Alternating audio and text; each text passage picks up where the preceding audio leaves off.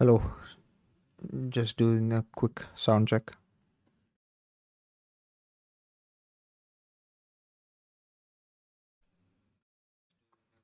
Okay, everything seems to work fine.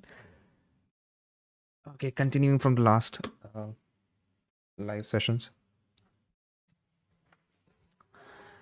So last time we saw basically how we build a CNN network, a very simple one, just with one kernel, right? If you remember, this was that kernel, and the image, the whole thing that was happening, right?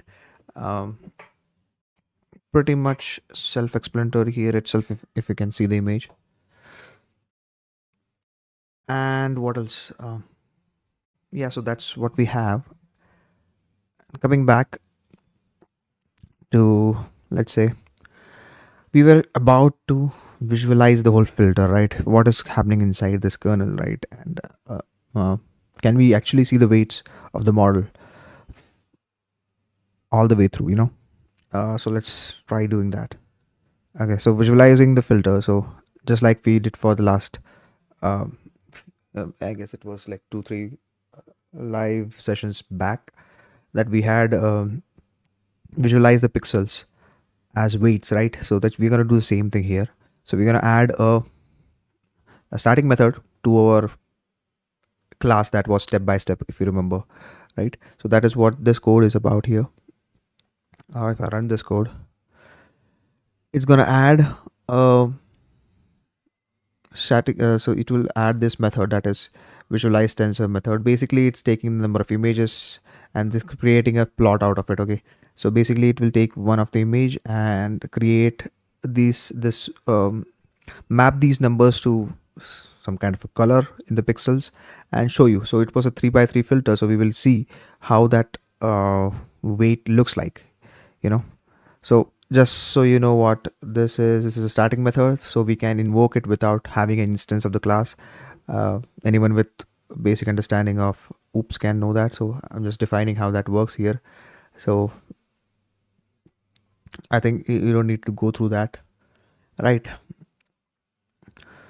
So here we have, so our model's name was model CNN1, and the first layer that was is this con1. Let me also put it here. Let's say this is your con1 right here, con1, right? And what are the weights? So basically these numbers inside this matrix. I hope you can see this here. Okay,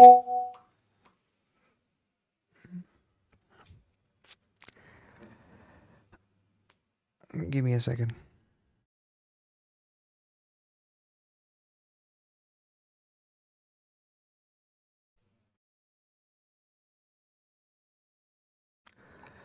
Yeah, so coming to the weights here, and we are detaching it, and then there's a one more way to do that. Either you can just detach it, that's a uh, preferable way of doing the same thing, and or you can just do one thing, that is to get the data out of it. So if you see, what happens is we have it in an array of things, right?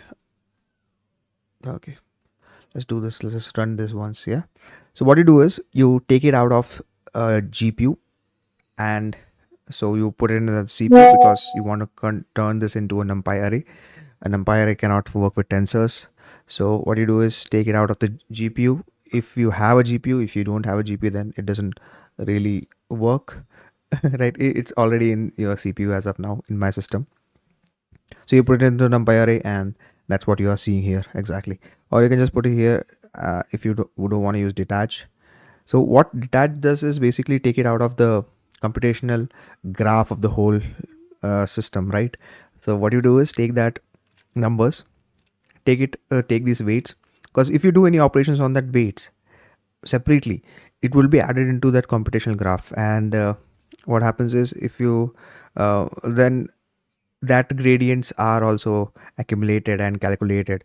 So you don't want that, you just want that numbers out of it, right, from that network. That is a trained network as of now. And as you know that weights have their required grad equals to true. So you need to detach it from the GPU. So that's what detach does. I guess we have had a few conversations about it. So that's happening here, as you can see. Either you use data or detach. I don't know which one is better. I have read that detach is better somehow. Okay, that's there. Okay, so we have the visualize filter.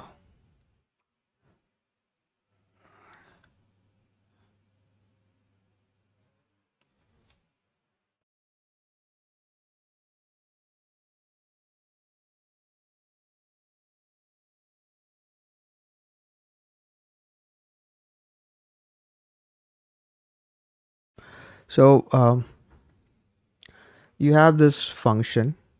So if I were to just give you a little brief on that, so each layer has its own weight attributes, right? Which is in the nn dot parameters attribute. We could use it directly, but then we would also have to detach the parameters from the computational graph before converting into NumPy. Okay, so it is easier to just use the data attribute of the weights because it is a simpler tensor and no detaching is needed, right?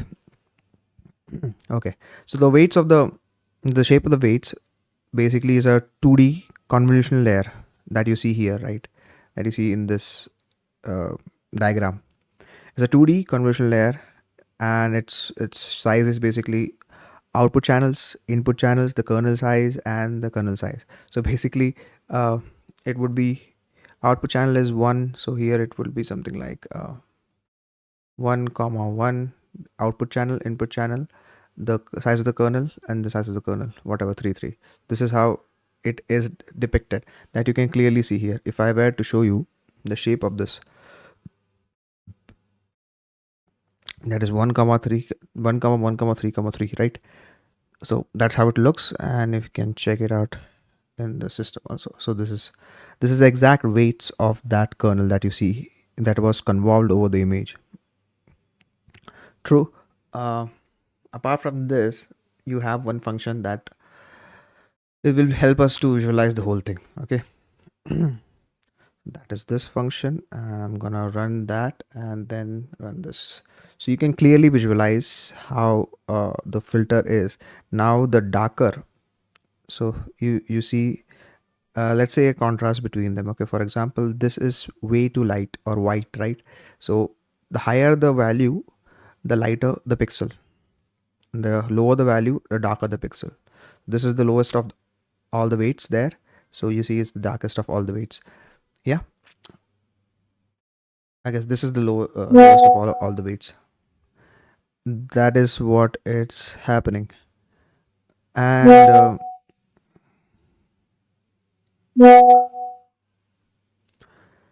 okay, that's done. So you can clearly see how the weights look. So you can think of it as lighter the weights here, in the sense this pixel is more, the weight is more, so the number is more. It is the contribution of this pixel, or in this case this weight, the element in that matrix, it has more effect on the convolution than the other ones, that is darker ones. You can think of it that way also, but if it's something is very negative also, that also has a lot of effect. I guess if the filter is around 0, that would have like least effect. So the gray ones would have, they would literally turn the pixels into 0. So this is something just to see how things are looking, but I don't think it has any significant intuition as of now, because it's just a normal pixel looking thing. Okay, so, and that's when the static method we develop in the previous sections, that is your visualize, will come in handy to just visualize the whole thing. So I will not go through the code of the whole visualization thing, just that is what we did, and we see the uh, output. So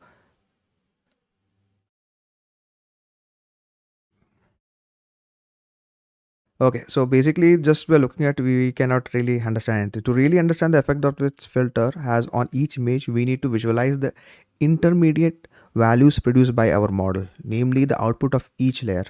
Okay, so this kernel has some, this kernel will have some effect on this image that you have, right? So if you really want to know, just looking at the kernel will not help you anyways, right? So if you want to know what this kernel has done to this image, you need to know what this image looks like, or whatever the intermediate uh, part participle of all the network is. If you can really understand that, that would help you understand how the convolution is really affecting the overall uh, images while it's going through the model and the whole uh, architecture, right? So how can we visualize this outputs? Okay, so there is one way, then that is called hooks in PyTorch, right? And probably this is a really cool method just to get everything. uh, hooks are basically force the model to execute a function either after its forward pass or after its backward pass. Okay, so hooks forces the model to execute a function just after if the first part of pass is done. It will make sure this function is used, and it gives you the it stores the basically uh, the parameters, or what you want to say is intermediate stages, right? We will be using it just for the forward pass because your model is already built. So we're just gonna take take a image, pass it through the network, and that will basically do a forward pass, and we will get to see what exactly the hook is doing. Okay, so first we create a function that is going to be, guess what, hooked to the forward pass. So okay, so let's do it here. Let's get to dummies. Okay, this is a model, right? This is a simple model of 1 comma 1. So it's basically taking one input, the input layer is 1, and the output layer is also 1. That's it. It's just multiplying with this. So whatever is there coming in, we are multiplying it by this w, and probably we also have a bias here, and whatever is that. So z equals to, let's say, w1 x1 plus b. That's it. So this is the operation that we are doing. Okay, so you can also see here, so we have the in feature, out feature. Bias is true because that's the default. Okay, so we're creating a dummy model here. Cool. The forward hook function takes 3 arguments, right? What you see here is, this is how you are supposed to design the function to have those hooks. Okay, you will be creating a list that is global. It's not inside any function. Okay, so this will be separate because we will be storing everything inside this dummy list as of now. So if I run this one, okay, you have this function that takes, firstly it takes the model, that is your layer in this case, and the tensor representing the input taken by the model, that is the inputs, and again the tensor representing the output generated by that model, that is the output. So these 3 parameters, you need to pass these three parameters in the model so that it is compatible with the hook. So you see this next one is basically, so any function that takes 3 parameters regardless of their names can work as a hook. In our case, and many other use cases, right, we would like to keep the information that goes to the hooks function. So basically whatever information that goes to the model, we will store it in the hooks function, and in the list also. So you should use a variable defined outside the hooks function. That is what we did here in the dummy list. So that's the role of dummy list variable in the snippet, right? So our dummy hook function, that this function is as basic as it gets. It simply appends a tuple of its 3 parameters to the dummy list variable defined outside the hook. So all it does is it takes the dummy list and append this 3 uh, parameters into it. That's how that's as easy and as basic as it gets. So how do you hook the hook function to the model, right? How do you really fit that? So basically use this. There's a method called register forward hooks. That is what we are using here. And if you run this, it creates some torch. By the way, it's imported from torch, just so you know. And it creates a class of it's an instance of the class, I guess. And so what you have is, if I were to show you this, okay, let's go through documentation as well. So register forward hooks is there. Register is a forward hook on the module. The module will be called every time after forward has compute and output. The with QWARG, a QARG is false or not specified. The input contains only the optional positional arguments given to the model. Keyword argument won't be passed to the hooks and only to the forward. The hook can modify the output.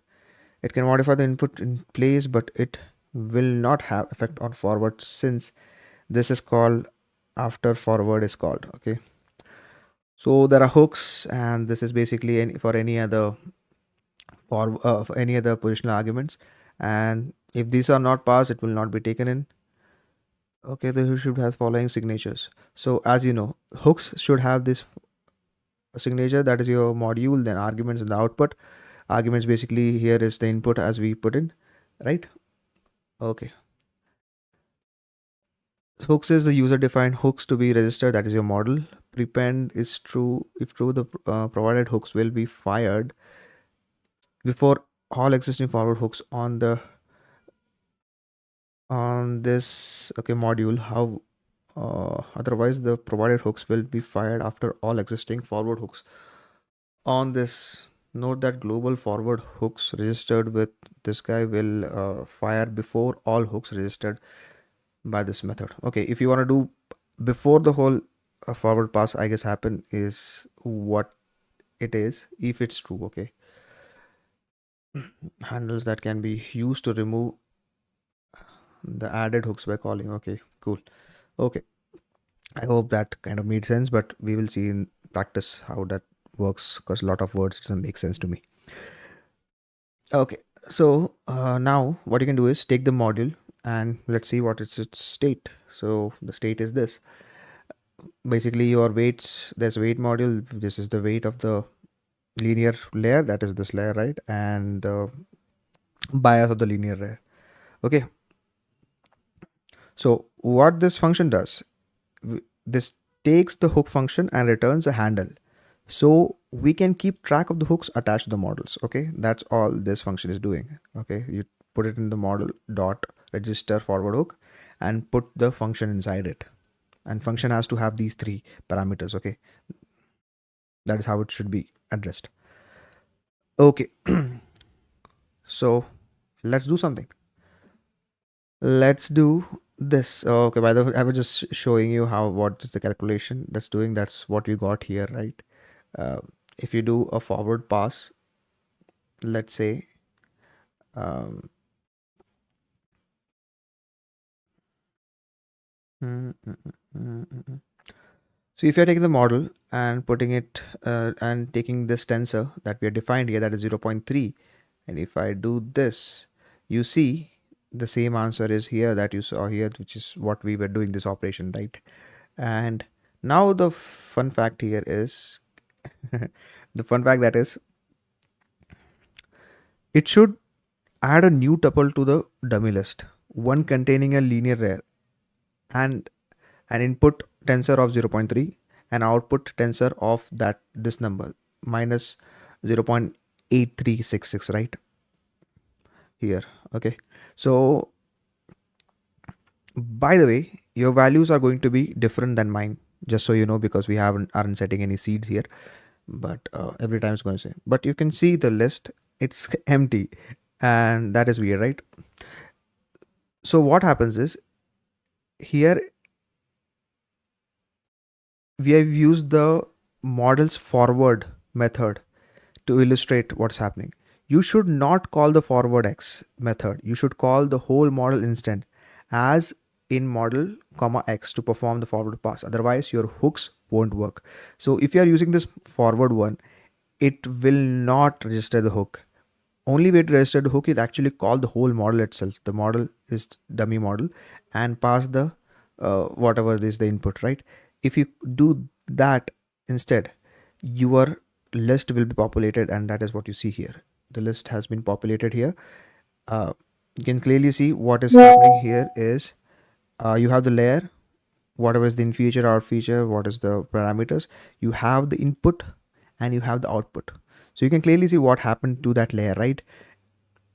Your layer so basically 3 parameters that you pass to the hook is shown here. That is your model, or at least that layer of the model, because we will be passing the whole CNN model, right? So the first layer was con 1D. So imagine it would be con 1D. What was the input to that con 1D?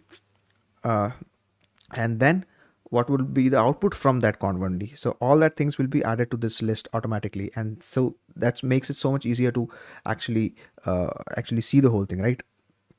So that's was. So now we're talking, here's a tuple we were expecting. If you call the model once again, it will append yet another tuple to this list. So if I were to do the same thing, if I called again and then again, so you can see the same thing is added again. So don't do that, just do it once. Okay. uh, it's basically appending, right? So and so forth and so forth. So this hook is going to be hooked to our model until it is explicitly removed. Hence the need to keep the handles. To remove a hook, you can simply call the remove. So all you have to do is, if you want to come empty this list, all you have to do is remove it. If I go ahead and do this, okay, that handle is removed, the hook is gone. Okay, so but we did not lose the collected information, since our dummy list was actually outside the hook function, right? So now if I run the whole model, right, and then do the list, it did not add anything extra because the hooks were removed, but you actually have the list with you, so you know how the what are the inputs and outputs of the model, because we kept the list outside the function, right? So that's pretty neat. Okay, I'm just importing rich so that we have better representation of the whole thing. Coming to the list, so we are listing out our CNN model, CNN1 model, right? Which was this model, and the names and the name module. We are just showing how it looks like. So it is a list where the first element in that list is this whole tuple, which is sequence, and then the name of the layer, and what is the layer made of, right? And then from this first index, you have the name of the layer and also the layer's definition, right? Okay, so if I were to just show you the from the layer, you can see from the first index, this is how it looks. So this is the actual uh, basically the whole network, right? So if I were to draw it here, so this is the con 1D part, and then there's also a ReLU part here, right? ReLU part happens here, ReLU 1, and max pooling is happening here. I will just do this, and then flattening is happening, and then this linear layer comes in play, linear, and again there's a ReLU over here, right? And then okay, then again a linear layer, this is the last linear layer, which is your actually all the output layer also. So so this is FC1, this is FC2. What else is there? Nothing. ReLU 2 is there, and this is your ReLU 1 right here somewhere. Yeah, ReLU 1. Okay, so you have all that stuff working. Cool. So we will be doing few things. For example, let's look at the first instance of the tuple. Okay, cool, that's fine. So the first unknown module is the whole model itself. So the first unknown, so the first unnamed module is the whole model itself that you can clearly see. The other named modules are its layers. Any of those layers may be one of the inputs and the hooks for the function, right? So we need to be able to look up the layer name given the corresponding layer instance. If only there was something we could do, right? So what we did is we just wanted a lookup table. We want to create a lookup table with the layer name, layers and the name of that layer. So this is just reversing this whole thing. Okay, it's this list of what we'd call it, dictionary comprehension, right? You're taking the module from 1 to whatever the end is, that is this whole part, and you are taking the name and the layer and just switching it to layer and the name. So you can clearly see the definition is first, and now the layer's name is given in a dictionary. So it's a pretty much a lookup table. So if I were to pass this what do you say, key, then it will throw out the value, that is the layer name. Okay, so like so that's what this is. Okay. Works. So our dictionary is perfect for that. Like hook function will take the layer instance as an argument and look its name up in the dictionary, right? So all it takes as argument is a layer instance that you can throw from the model itself, and it will just look up in the dictionary to have the name of the layer itself. Okay, so it's time to create a real hook. So you see here that there is a real hook here, and this hook is basically this function is basically where you will have all the visualization, basically your instance, like this we did like dummy list, right, which was outside the hook function. So that is what is this guy doing outside. Okay, it's quite simple, right? It so basically in this function, if you check it out, I'm just gonna run it once. Yeah, so this is a hook function. It's again taking the layers one by one, and what is the input coming to that layer, and what is the output going out from that layer, right? So I'm taking the name. What is the name? So it will be layer name. Layer names is basically, and the layer, because we are getting from the model, so we can clearly do a lookup on this, right? So if this guy is passed, we will know the name is con v1. So that's what we got here. So we have this name, and then in the visualizing name we are just adding the output from that. Okay, so here in the visualizer we will have the name, that is con1d, and the output coming from that layer, right? So that's pretty simple. Okay, so something, if I were to show you, I mean you will be seeing that anyways, but so this is basically your visualizer will look like this, something. Let's a dictionary. I'm gonna use a green pen, I guess. Dictionary. So it will be like conv v1, and then the output of that whole thing. So it will be a list of whatever it is, right? Some numbers and blah blah blah. I guess it would be 4D tensor, right? So something like that. Okay, that is how the visualization will look like, right? So it looks up the name of the layer and uses its key to a dictionary defined outside the hook function, right? Which will store the output produced by the hooked layer. The inputs are being ignored in this function. You can clearly see we are not storing any inputs anywhere. So that's also apparent here. Okay, so you can clearly see this empty right now, because we did not do anything. We did not pass the model to the, we did not actually register also, but okay. Now we do that. Okay, we can make a list of the layers we would like to get the output from. Loop through the name list of the named module and hooks our function to the desired layer, keeping the handle in the another dictionary. So what you clearly see here is layers to the hook. So we can create a lookup. So basically we can go through all this. We know the name of the layer in our system, right? And you have a handles. What you do is you take the name and the layers from the modules. Okay, for the module, if you remember, modules is this guy. Okay, here, the whole thing. This is the whole thing, right? And I'm taking the name, because that's what is the first parameter here. The name in this one, the name is of course not given, but here you have a name. So if that name, so you can see the if that name is inside this layer to hook, then what I do is I take a handle, that's another dictionary, and I put the name in, that is, let's say con1d. It would come in here, right? And then that layer, because we have the layer instance also, because that's coming from the module. So this part we will register, because that's the part we need to register. The layers has to be registers, right? So layers we have to register with that function. So exactly what we did here, right? In this scenario, in the just a single layer, it was just a single layer, and we were registering it here like that. The module dot, so this layer was registered with register forward hooks, and then the function that we defined was passed.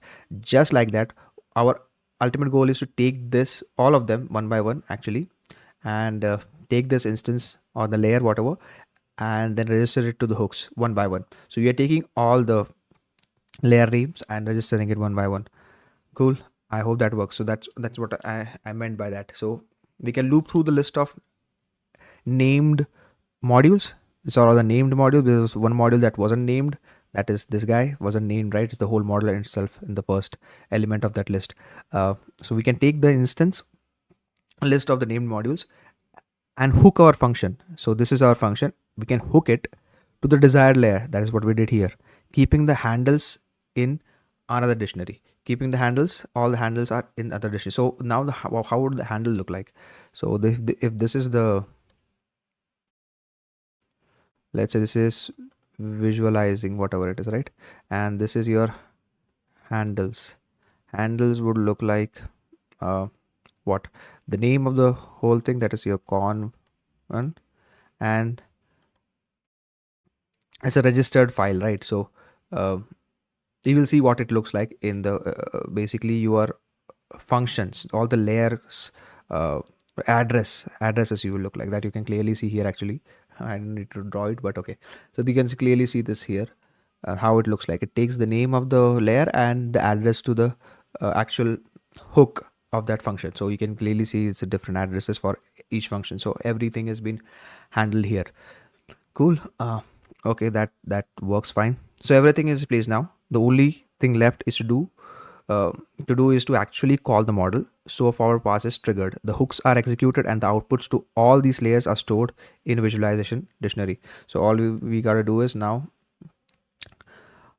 pass everything through our actual model. So this is our actual model, right? And this is our evaluation data loader. We are just iterating through them and taking the images batch and the label batch and predicting it on the image batch to get the logits. So I'm gonna hit this and that's done. Okay, let's see what is our visualization looks like. Okay, where is it? Okay, sorry. Okay, our visualizer is empty as of now. Let's see. Okay, what happened here? Now everything went well. Our visualization dictionary should contain one key or each layer we hooked to it, right? So seems like there was a problem. Okay, I did not run this, right? Okay, sorry. This, then handle has to be run, and this one, and of course there's a problem because I didn't run. I'm gonna start from here and start running the whole thing once more. This is defined, this is defined, this is defined, defined, and defined. Okay, now it's ready. Now if you want to, firstly let's visualize the keys, so you can see clearly what are the keys inside the dictionary. And now let's actually visualize the whole of it. So now this is a big dictionary and you can clearly see all the things that are inside, right? So con 1D, what it looks like, and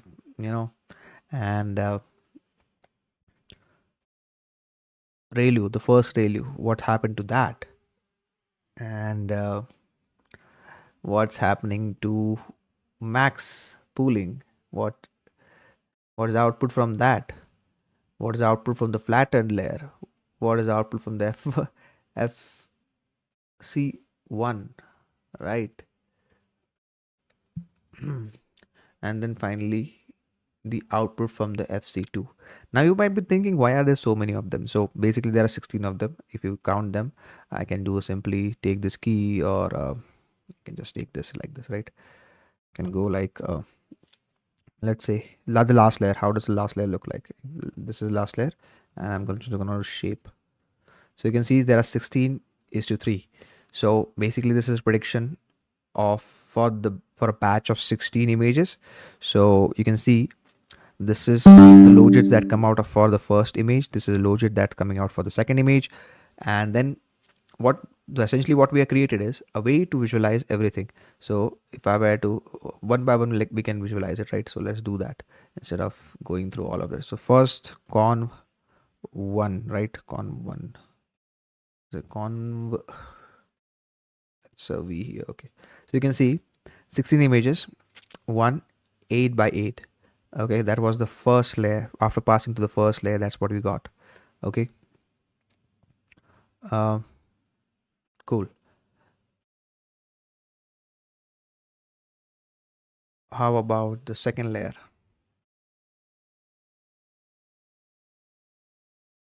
What's the name of the second layer?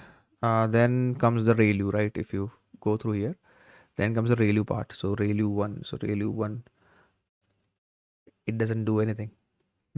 And then comes the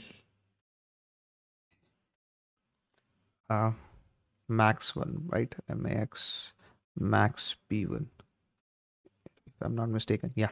So you can clearly see the size is changing here. Then comes the flatten layer, right? FLE flatten. You can see it basically did a multiplication of all this thing into one simple tensor. You can actually visualize this also if you want to. Okay, that looks horrible, but that is what it is. Maybe you can open a text. Okay, maybe this helps. I don't know, but okay, that is that. And SHP. Okay, and flatten is there. Then the first linear layer.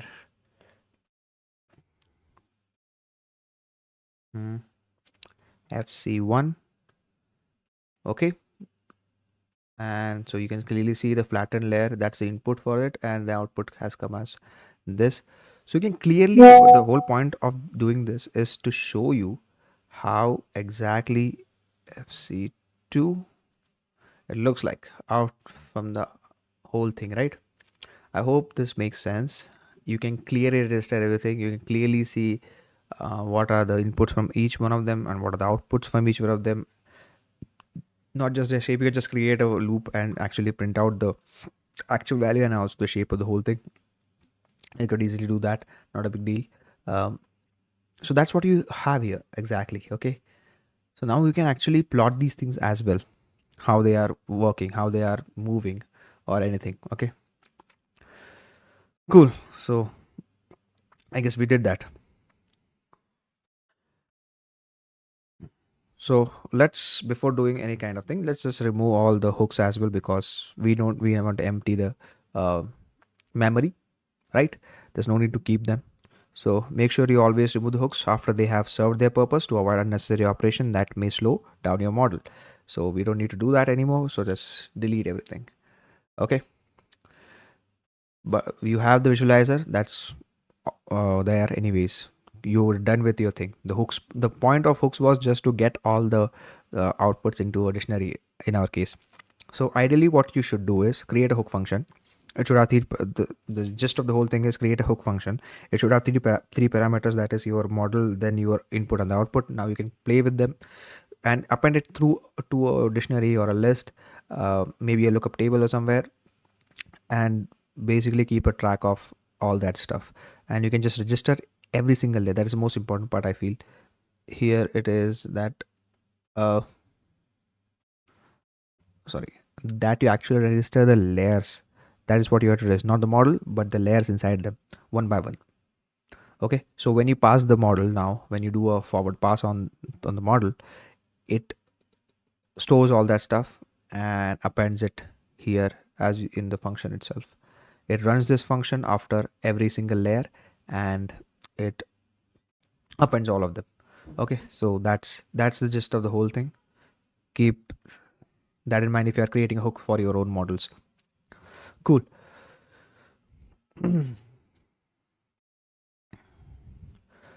Okay, so anyway, to make it easier for you to get more layers hooked, so you can take a peek at what they are producing, we can append some methods to our step-by-step class. That's the main class that we have, right, where we are doing all our training and stuff on, called attach hook and remove hooks. That's what we doing here. So we have a set attribute visualization. So this is attributed. That's basically You know what set attributes are, right?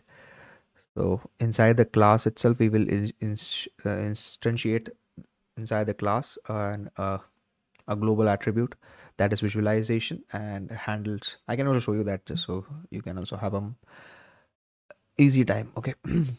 This is your hook attributes. Nothing crazy here. You are using the visualization, listing out the model parameters and creating that layer name that we did there, right? And if hook function is none, that is you have a hook function, then hook function has to be attached to the forward pass. And define the hook function. This is your hook function that you have, right? And get the layer names basically at detach it detach the output, and then all you have to do is, if this visualization name is there, is not none, then append it in the visualization. And for name and layers in module, we can, if the layer is in our list, give me a second.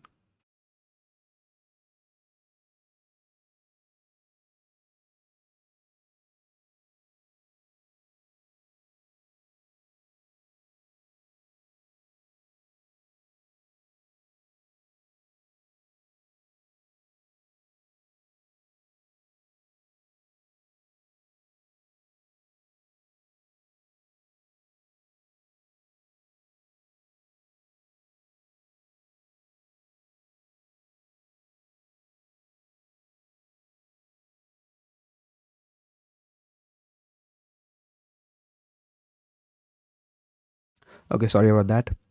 Let's go back to our thing. So that is what it is. If the layer is in our list, um, this is basically where we are defining creating a visualization, and this is where we are registering all that names, handles, register the forward hooks and keep the handle in another dictionaries. Okay, so, and this is removing the whole thing, so that's what we did, and we are just putting it inside our class. So if you want to see how it looks like, I can maybe show you that.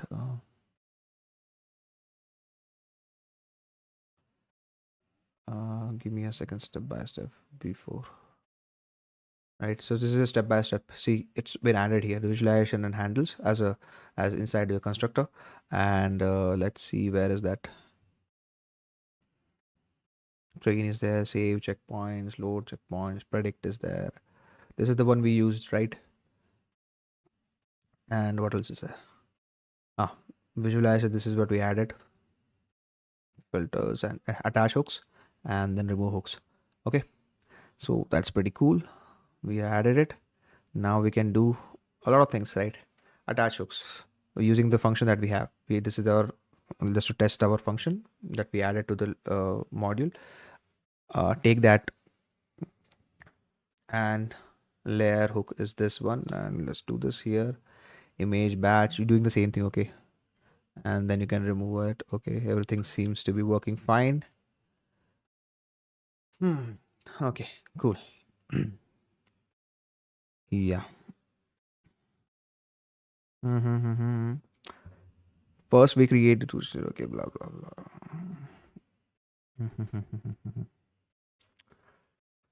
So the process is fairly straightforward now. Give it a list containing names of the layer to attach to the hooks, and you are ready. So you have this function and give it the names of the layers you want to hook. Right, hooking it basically to get the visualization attribute filled with the values. We still need to make the predictions. So that is what we did here. We did a forward pass on the whole model. If you want to see what it looks like, this is the function. We are actually passing it in the evaluation mode, but the whole model is being used to pass the data, right? That's what needed. If you do a normal forward pass, it will not work. You have to pass the whole model. Okay, cool. What else? Okay. Yeah, and then you can also, don't forget to remove the, basically the hooks. That's what we did with this one. Cool. Yeah. So before moving on, don't forget the model is producing logits as output. To get the predicted classes, we can simply take the index of the largest logit for each data set. So that's what we're doing, is we're doing an argmax of the logits. If you don't remember, this is a logit that we got from predicting the model. So there are 16 of them, and we're just taking the argmax, whatever is the maximum index from that. Okay, so I can show you that. So logits, if I were to print them, This is how it looks like. So in this row, which one is the maximum? This is the maximum one, right? So we are just taking that index. So basically it's saying that the first image is of label 2, that is tilted towards left, right? Okay, not right, left, tilted towards left. So that's what we have here. So this is the label, this is the output that you have. Okay, that's that. So let's now visualize the whole thing. Okay, plot this image. Okay, so this is the images that we have, right? The first 10 images in our system. The label 2, this is the original images, okay, just so you know. And let's visualize the output. I'm not going through the code here. The whole point is just to add it to the step by step. And okay, I was doing some styling here. Okay, we'll leave that. Okay, this is where we will be visualizing. So the first step for our model, which we call featureizer, has 4 layers, 3 in typical convolutional block and a flattened layer. The output of these layers are the feature maps, which were captured by our hook function when we made prediction for the first mini batch of the validation loader. To visualize the feature map, we can add another method to our class, right? Visual output. That's what we did here. Okay, and let's visualize it. Okay, I'm just gonna remove these 3 because this is in the part of the first block. I'm just gonna print this. Yeah, so you can clearly see now. I'm gonna go full mode. This is what the image came out of. So as we have all the features mapped to a visualizer, right? If you remember, the feature layer is there, feature layer is these guys. What this function is doing is clearly taking these layers, you can see, doing a filter, and we are looking up from our visualization dictionary, right? And because the dictionary has what? It has the key as the name of that layer, con1, relu1 and all that stuff, and the output coming from that layer, and we are using that output to visualize how it looks like, right, from each one of them. That's exactly what is happening here. Okay, if you go to the code, it's pretty straightforward.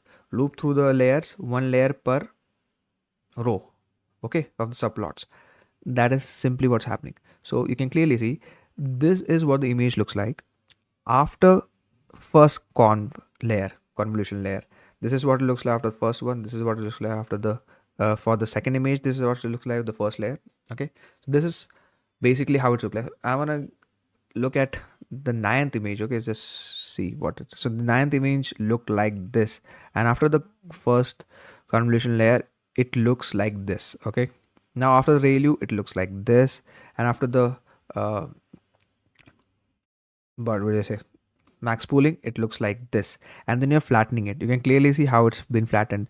The first 2 to 3 pixels are here, I guess, and then few black pixels are right here, and then the white pixel comes in. This one pixel is there, and then all of it is black, right? It's going row wise, one by one, flattening it out and putting it, basically taking all the numbers from that row 1 2 3 4 and appending it into a single vector. So that is what we got here. And let's see what is the classifier layer looks like. Okay, so we are taking stuff from here, okay, just so you know, and we are passing it to f1. Okay, you know, I could have just showed it in one itself. Yeah,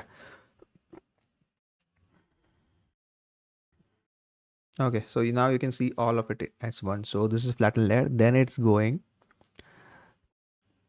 then it's been passed from the first layer that was 16 by 10, so that we got out of this one. So you can see how these features are mapped here, right? And then that is again ReLU is done on that, and then finally the final layer, the output is looks like this. So there are 3 values in the because there are 3 nodes in the output layer, right? So that's what it is. And the brighter the value, the higher the value is, right? So if you check this out, let's say the 9th one, right? 9th one was tilted towards right, right? So it should, the ideally the label should be 1. So you can clearly see the label is bright on the 1 index. for these three ones. So this one is lighter on this one, so this should be ideally the seventh image. The model predicts it's tilted towards left or something, right? But yeah, it's tilted towards left, you can see clearly here. These guys are all straight from 3 to 6. Let's see which one is bright over here. So yeah, this is bright, this is bright, this is bright. Yeah, so that works fine, right? And this one, it's messing up, right? Sixth one, it's a wrong prediction. It says it's um, second label, but you can clearly see sixth one is actually zeroth label. So that's a wrong prediction in that sense. Okay, we can also, we I guess now you know how the image has gone through all this transformation and how it looks like throughout these transformations. I think that's pretty cool.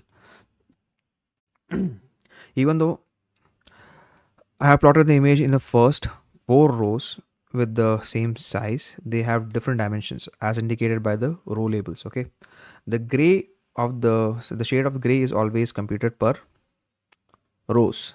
The maximum white and the minimum black values were computed across the 10 images produced by a given layer. Otherwise, some rows would be too dark. Okay. Okay, so what can we learn from this image? Firstly, convolving the learned filter with the input image produces some interesting results, right? The diagonally tilted to the left. So the diagonal tilted to the left images 1, 2, 0, 1, 2, and 7.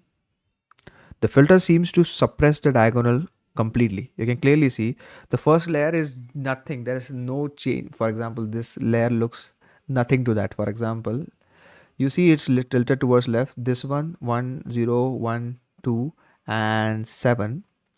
It completely deletes that in the first one. Okay, completely suppress the diagonal elements. Okay, so the parallel layers, which are these layers, only verticals. So, only verticals in the example above that are this uh, third one, fourth, fifth, and sixth ones, right? The filter produces a stripped pattern, so you can see the patterns are here. Okay, the brighter to the left of the original line, darker to its right, brighter to the left and darker to the right. Okay, and for diagonally tilted to the right, the filter produces a thicker line with multiple shades. You can clearly see this was here with thicker lines with multiple shades, it going in darker. Okay, then the ReLU activation function removes the negative values. Of course, that's what ReLU does, right? Anything that is negative, it removes them completely. Okay, unfortunately, after this operation, images 6 and 8, that is your parallel vertical lines, had all lines suppressed and seem indistinguishable from the images of these guys. So you can clearly see this guy, and supposedly this and this guy. All of them look the same after the ReLU operation, but you can clearly see 6th and 8th were different from the other one, that is 0, 1, 2, and 7, right? 6 and 8 are different. So that is a point here being kept. Okay. Okay, now the next max pooling reduces the dimension of the images and they get flattened to represent 16 features. Now max pooling are done. You have 16 features, 4 by 4. So this is 4 by 4, right? And can I use that? What is it called?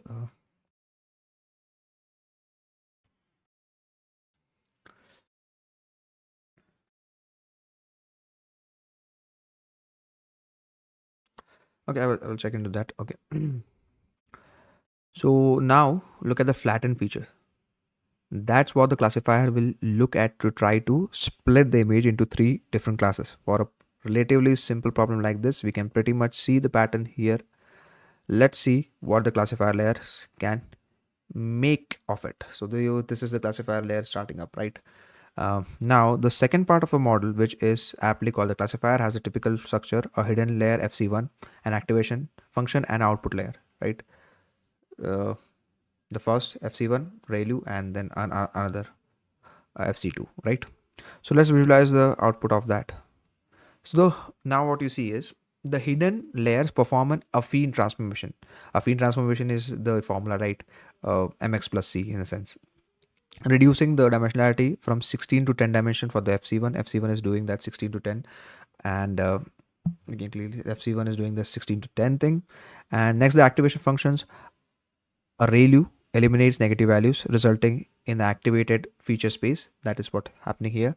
All the negative values are being removed. Uh, Basically, removing negative value means putting it to 0, right? So I guess this was a negative, it becomes 0, so it became black here, right? Here you can clearly see here in this one, it's probably a negative value and it turned into black. So basically it's now 0, I suppose. Okay, cool. Finally, the output layer used these these 10 values to compute the 3 logits, one for each class. Even without transforming them into probabilities, we know that the largest logit wins. The largest logit is known as the brightest pixel. So we can tell which class was predicted by looking at the 3 shades of the grays and picking the index of the brightest one. So that's what we did. The brightest one will be the highest one, right? So this was labeled as 1 or 0. So classifier got 8 out of 10 right. It made wrong predictions for image number 6 and 8. Of course, it made this problem because you can clearly see, as I told you before, that 1, 0, 1, 2 and 7 are actually tilted towards right, and 6 and 8 are actually vertical lines. But after the first operation, that is your ReLU operation, these images are indistinguishable. Both of them looks the same. So ideally this would also be given. So the 8 and the 6 and 8 would have that problem, right? So you can clearly see 6 and 8, the answer is coming as 2, but ideally it should be 1 because the problem arises from this ReLU one. So now you exactly know in your model at what stage did our model make a mistake, at what stage was the problem, and what parameter I want to maybe change. Well, you don't go inside a model and change it, especially if the network is too big and the vectors are too high dimensional. You really cannot visualize like this, but at least you have an idea what is making the what is creating these problems, right? So that is, so these are the two of them that were indistinguishable. The 6 and 8 were indistinguishable from the other ones that were tilted, that is 0, 1, 2 and 7, right? So now you know. The point of visualizing the whole thing is to know this. Okay, so cool. Now we can also see the accuracy of our model, right? So let's add this function into our model and do a correct image badge and okay, let's see. Okay, we made prediction using our predict models and use scikit-learn matrix model for the evaluating them. Now let's build a method that also takes feature x and label y as returned by a data loader, and that takes all the necessary steps to produce the 2 values for each class, the number of correct predictions and number of data points in that class. Okay, so the predicted class is the one with the largest logit. Okay, so if the labels have 2 or more columns, okay, it means we are dealing with a multi-class. We can clearly see there are 2 or more columns are there anyways. Okay, so this is basically, or I guess if there are single column of label, that would be a binary classification. The predicted values will be the positive class if the predicted probability is above a given threshold. Okay, but there's a catch here. If the last layer of the model is not a sigmoid, we need to apply a sigmoid to the logit first to get the probability and only then compare them with the threshold. Okay, then for each possible class, The method figures out how many predictions matches the labels and appends the results to the tensor. The shape of the resulting tensor will be number of classes basically. Okay, so there are only two wrong predictions, both for class 0 parallel lines and corresponding to um, 6 and 8. So we are already seen in the previous section. Okay, so now you know. So we what this is showing is label batch had it got for the first label. This is the first label, right? Zeroth label. Okay, I can draw on this if I. How do you do that?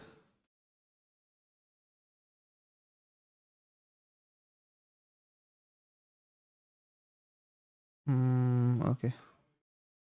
Okay, whatever. So what you see is this first row is your first label, and it's telling you the model, how many instance did the model get right and how many instance were actually in the label. So 7 were so for 5 were wrong. So basically two of them were it got wrong from that 7 of them. So but the other guys it was fairly okay, in the sense the other guy is 3 of 3 and 6 of 6.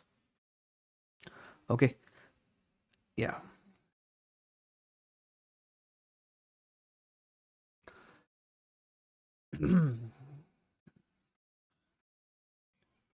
Okay. Hmm. So apply, loader apply. Okay, we are just doing something here. Let's see. We're applying the whole thing to the whole validation set now.